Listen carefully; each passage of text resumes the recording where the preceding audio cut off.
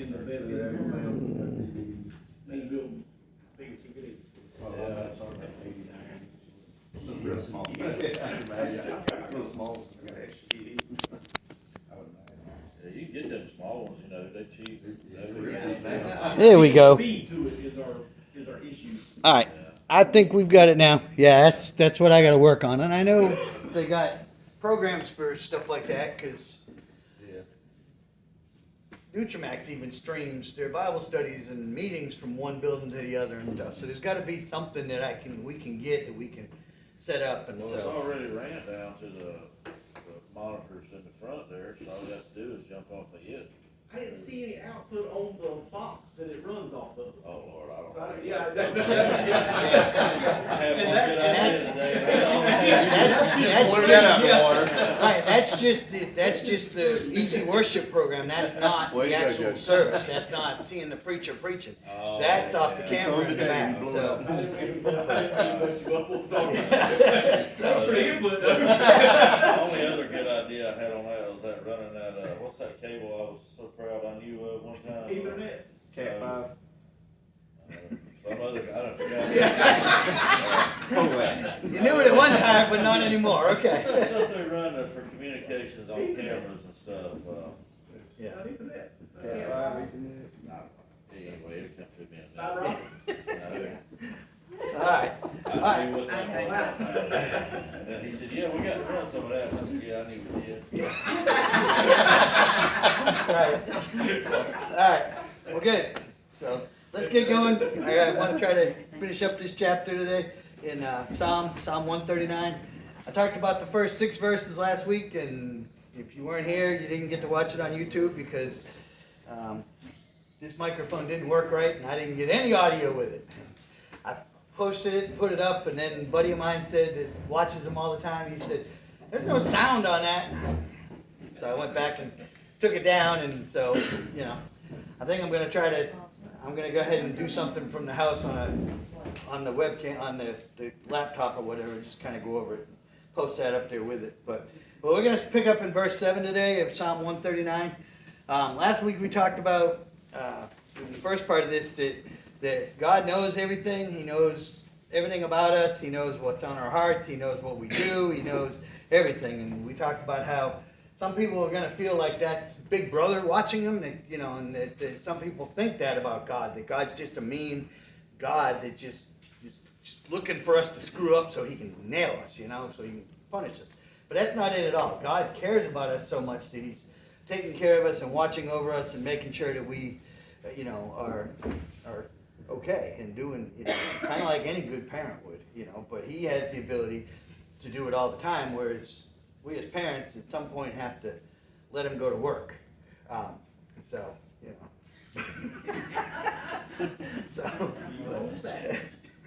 anyways, so now we're going to pick up in verse 7. We'll do 7 through 12 next. So, and it says, "I can never escape from your spirit.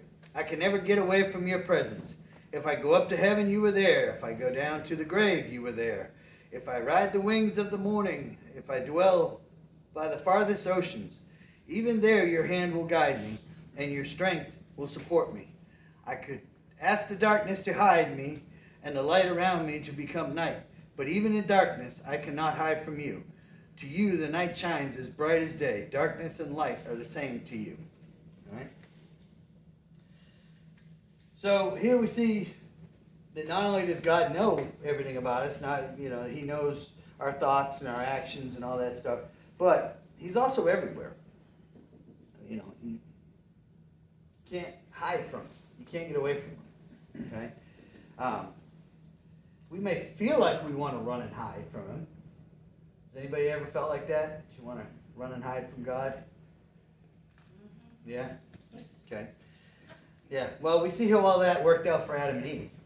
Because they tried to hide from God. God knew exactly where they were. Even though he kind of,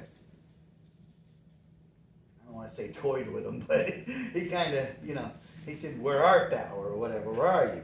And let them answer and stuff. So, but God knew where they were at the time and stuff. So, but they hid because of their shame.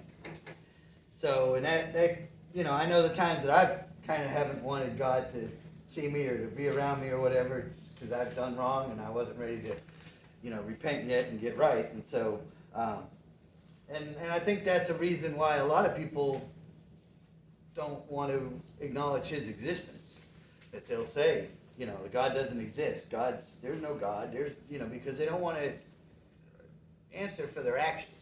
And so they just convince themselves, or the devil convinces them, that there is no God and that they don't have to answer for, what they're doing and stuff like that. So, but can you think of any other reasons for hiding from God except from sinning?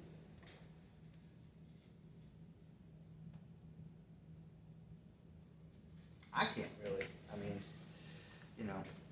Jonah tried to hide from God, but he was sinning. Because God told him to go do this, and he said, oh, no, not doing that. I'm just going to go here. I'm going to go hide here, somewhere else. So, okay. He didn't want to be obedient to God, so he tried to run away and hide. So, a lot of times when we are trying to hide, we won't come to church, we won't spend time in the Word, because we know we've done wrong and things like that, like we talked about. So, we pull away from God instead of coming to God and trying to build on the relationship that we have with Him. Okay? We can hide from other people that we have relationships here in this world, but it's impossible to hide from God. He's omnipresent, which means that He's everywhere. Okay?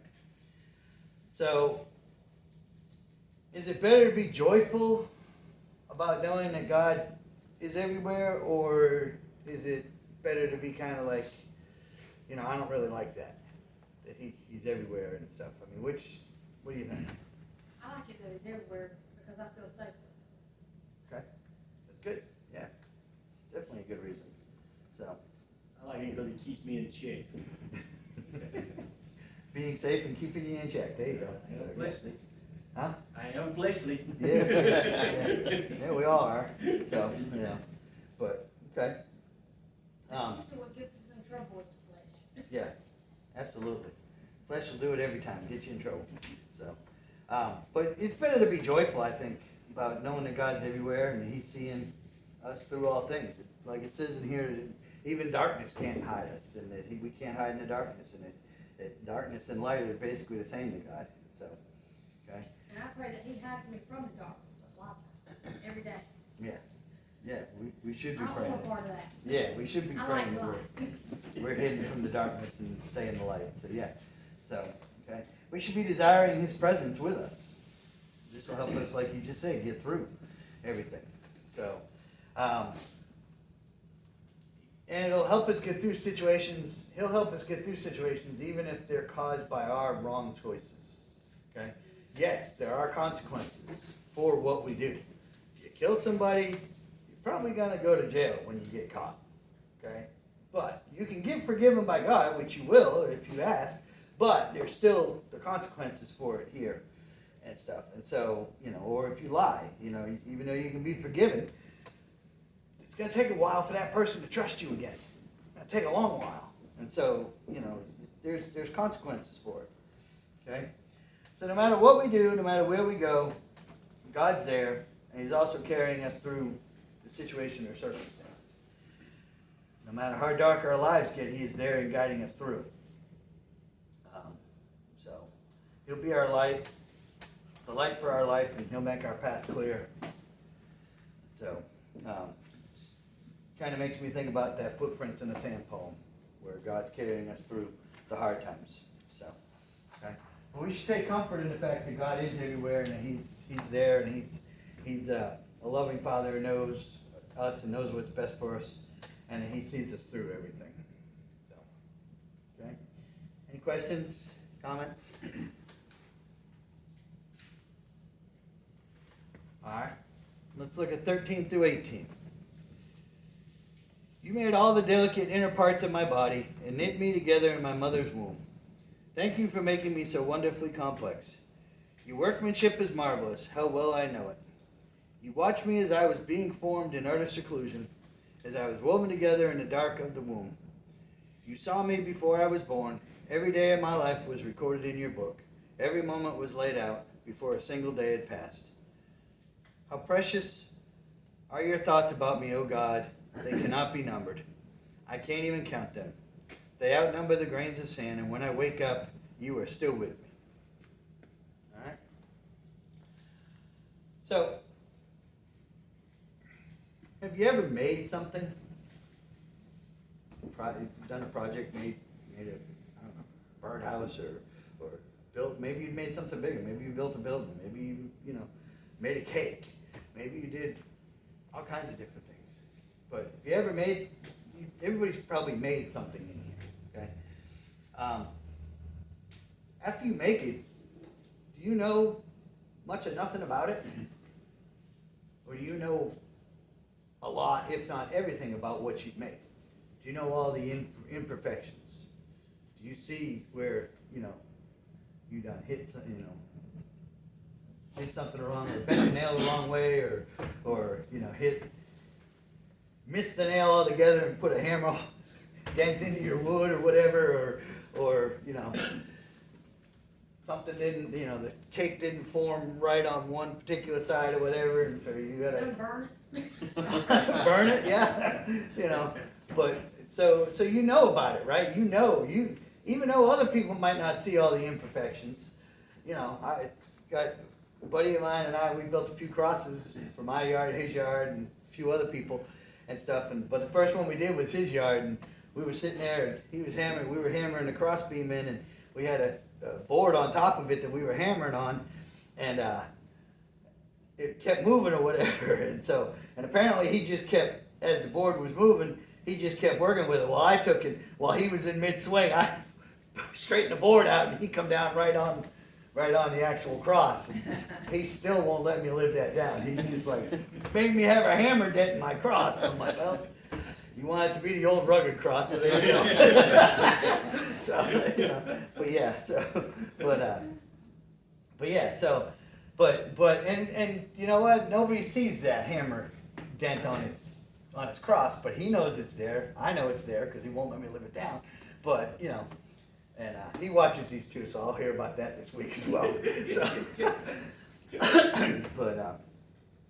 So, but we're it's, when you create something, you know all about it. Okay. Well, God created us, so He knows all about us. He knows us. He knew us before we were born. He knew us from the moment of conception. As much as everybody wants to say that life doesn't happen until you're out of the womb, that's not the case. The Bible clearly says that God knew us from the moment of conception.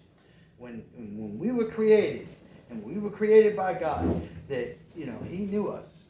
Okay? He knew what we were going to look like. He knew what our abilities were. Right? So we don't need to judge ourselves and feel bad or feel like we got shafted because we didn't get this ability that somebody else got. Somebody else is better at this than that. We all have our own unique abilities that He has given us that we need to be using for Him, that we need to be using in our life. Okay, that's the gifts that He's given us. Okay, and God doesn't make mistakes, and He doesn't make junk. Okay, so He's given us those abilities for our life.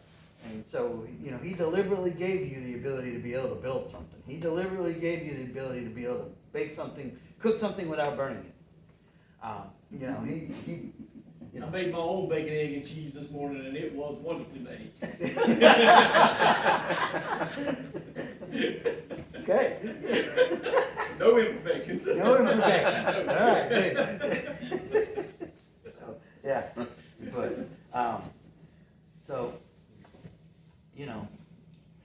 But He's given us the abilities and that He has for us, and He has a plan for us to use those abilities. Okay? Well, we may hurt our bodies because of our own self-care and because of the decisions we make. Huh? A bacon, egg, Bacon, egg, and cheese, right. So, 4 slices of bacon, by the way. 4 slices of bacon? Yeah. Well, your heartbeat, you said it's too low anyway, so you can afford to raise yours. So, mine, on the other hand, no, I can't so much, So, but yeah. But he not only knows this from the beginning, He's laid out all of our days. Okay? God knows what the plan is for each of us. And sometimes that means we'll deal with tough circumstances in our life. Someone who was seriously hurt in a car accident, it wasn't their fault, has to deal with a disability the rest of their life. Well, God knew about that, but also there's, God is with them and will help them and guide them through. One person I think of is Joni Erickson Tata there. 16, 17 years old, diving into a pond or whatever, became totally paralyzed. But yet she has been a faithful, for some 50 some years now or whatever, maybe more, she has been a faithful proclaimer of God and the gospel and everything. And so, that didn't turn her away from God. And she's impacted a lot of lives and I'm sure helped a lot of people over the years, not only find God, but also probably help them to learn to deal with their disability and things like that. So there's always a purpose. Now, sometimes we have a really hard time figuring out what the purpose is of things, because sometimes things happen and they're just so you just think they're so unbelievably unfair, and we can't understand why. But that's where we got to go to God, and we got to, what's the purpose for this? What is the reason that this happened? Why did this accident happen? Why this? Why, and God, He'll make it clear to us if we have an open heart and willing. So, okay, but yeah, so He knows each and every day. He knows what's going to happen. He knows our life in general. Okay, and so and He's given us, like I say, He's given us the tools the abilities to do stuff. Now, a lot of times we can learn to do things, but they're never going to be better than our God-given abilities that He's given us. So, and a lot of times we enjoy doing what God has put down in us and given us the abilities to do, whereas everything else might just seem a chore or a job or whatever. We'll do it. We can do it, but it's just a way to make money, or it's a job, or it's a chore, or whatever. And but when it comes down to doing something we really like and really have a passion for, then that's more where God's given us the ability. So, okay. So, and plus, David says in here that he says in verse 17, "How precious are your thoughts about me, O God? They cannot be numbered. I can't even count them. They outnumber the grains of sand. When I wake up, you are still there with me." So not only does God know everything about us, but God thinks about us and looks upon us and loves us so much that he like David says, God thinks about us so much that we can't even possibly fathom. More than the grains of the sand. I've been to the beach. There's a lot of sand. So not just at the beach, dig a hole in your yard. There's a lot of dirt, a lot of sand. So, okay, but I mean, it's. Go to Arizona. There you go. Go to Arizona. So, but okay, so that right there gives me a lot of comfort in the fact of knowing that God is thinking about me. And not only does He know about me, He knows He's there with me, but He's also thinking about me. And so, that's just incredible to me that God is like that. He's so close, and so we should be remembering that, okay, and living for God in such a way. All right. So, any thoughts, comments, questions about that part? All right. All right. So 19 through 24. "Oh God, if you only would destroy the wicked. Get out of my life, you murderers. They blaspheme you. Your enemies misuse your name. Oh Lord, shouldn't I hate those who hate you? Shouldn't I despise those who oppose you? Yes, I hate them with total hatred. For your enemies are my enemies. Search me, O God, and know my heart. Test me and know my anxious thoughts. Point out anything in me that offends you, and lead me among the path of everlasting life." Alright, so now David's turning his attention to those who were trying to stop him from doing the work of God. He wants God to intervene and take care of his enemies. And then he defines his enemies here. His enemies are anybody that is an enemy of God. And he wants God to judge them. He knows that God judges rightly, so he wants them to judge them. Anybody that is trying to hurt him and stop him from doing what God wants him to do. Okay? Warren Wiersbe in his commentaries points out that when David speaks about hate of enemies, he's referring to their sins. He's not referring to the person themselves. He's referring to their sins. There's a lot of hate in the Bible written. Yeah. It surprised me. Mhm. Yeah. And stuff. And so, and we hear it now, and then, Jesus told us to love our enemies. We're supposed to love our neighbors and love our enemies, and, and then there's the expression of love the person but hate the sin and things like that. And that's really kind of true. That's really, really true on a lot of levels. We aren't supposed to really hate anybody. Okay? But we are not supposed to, we're supposed to not be in favor of actions that are not what God wants. Okay? So another commentary I read, I think it was might have been John MacArthur, but he was saying that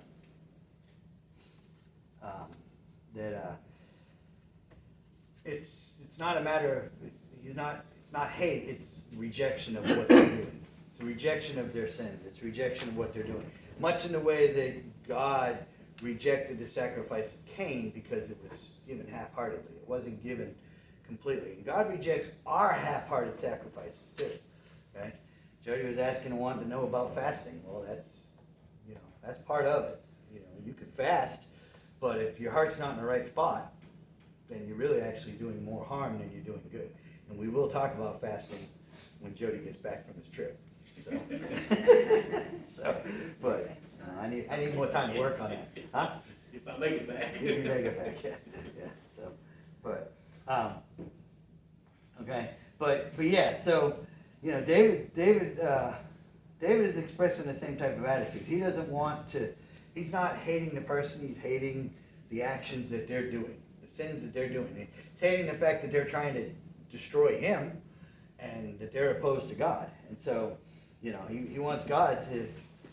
He wants God to judge them, and he doesn't want God to wait any longer. Okay. Times I think we feel the same way.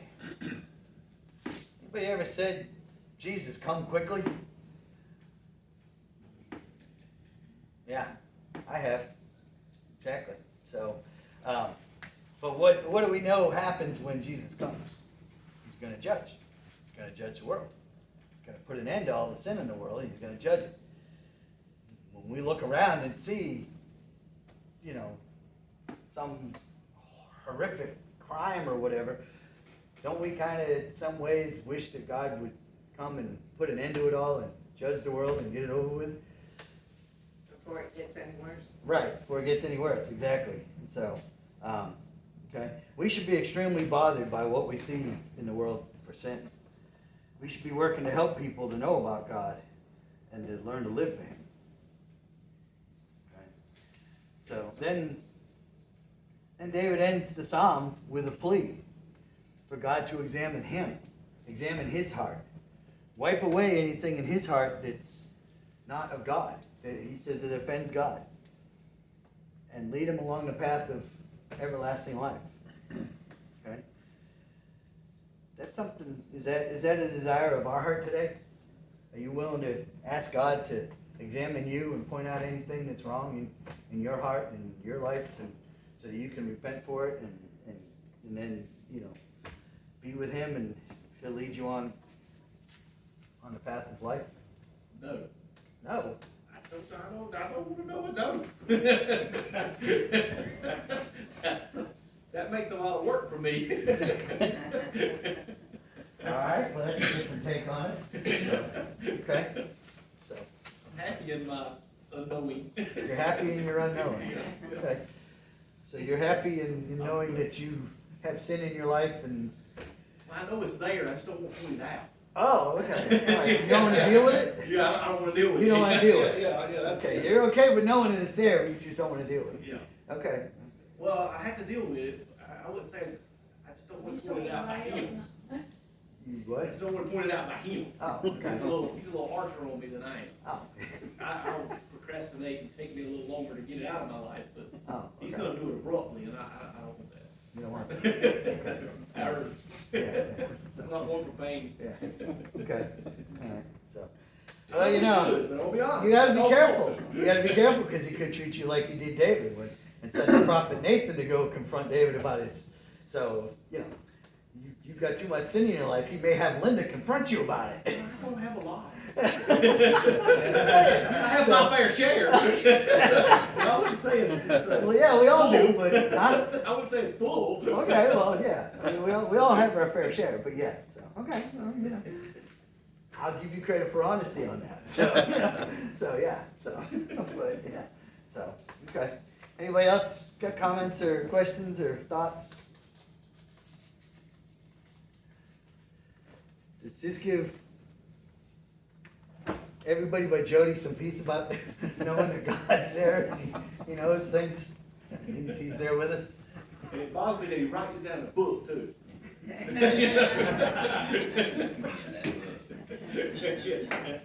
Book really worries me. It really worries you. Oh yeah, 'cause he don't open it one day and he didn't miss anything. Even though I tried to hide it. Yeah, right, exactly. You tried to hide it, but you can't, so yeah, so, yeah. Yeah, I've got my mind going again, because you said that about he didn't make mistakes, he made everything perfectly, but he made Satan. I always just tough. You're getting into a deep theological Yeah. conversation there. So, Satan and the Antichrist and the people that get in our lives that are. Okay, the Dude, Antichrist. I know a guy that got the empire symbol tattooed on his arm because he wants to be the dark side. The Empire. Yeah, Star Wars. Star Wars. He wants to be on the dark side. What's down the dark side? Okay. Who wants to be on the dark side? People that don't want to deal with Their dark things. side. Yeah. They don't want to admit that they'll have to answer for it someday. But he's made by God. He is made by God. Yes. Yes. We're all made by God. Yeah. You know. So, but the choices, as I said, God makes us perfect, and makes us wonderfully made, or however you want to say it, okay, in His image. But our choices can bring us to a place where we don't want to be. And so, if you're making choices that you want to be on the dark side, then you will answer for that. You will suffer those consequences. You will lose. Huh? You will lose. Yeah, you will lose. So, just gotta pray and trust that He has a change of heart. We can all have a change of heart right up until the very last breath. And after that, we can't. It's too late. I don't care what some people say, it's too late. So, okay. But, all right. So, any other thoughts and questions?